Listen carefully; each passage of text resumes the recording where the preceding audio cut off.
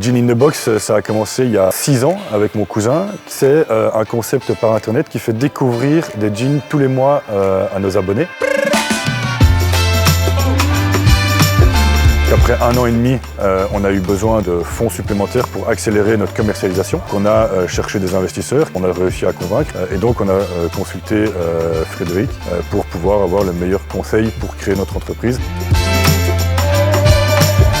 On doit voir son notaire lorsqu'il y a des éléments qui le justifient. Pour Gin in the Box, c'est une société qui avait commencé à 2. Cette société a continué à évoluer. Il y a maintenant d'autres investisseurs. Il a fallu trouver des fonds.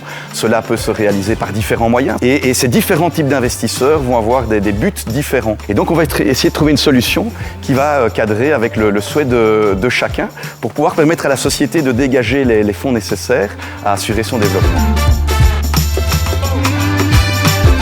Le changement de statut a été vraiment au service de notre entreprise. Ça a été hyper positif parce que d'une part, on a pu convaincre les investisseurs de rentrer dans quelque chose qui était plus modulable qu'auparavant. Et à ce moment-là, on a voulu créer 2 classes d'actions.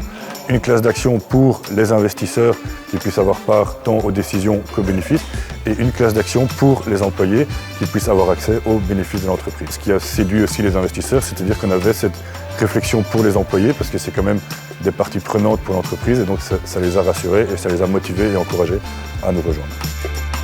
Souplesse, souplesse, souplesse, c'est vraiment le mot d'ordre du nouveau code. Cela donne du coup beaucoup de possibilités et de discussions avec le notaire pour trouver un contrat de collaboration, des statuts de société qui sont conformes aux particularités de l'entreprise.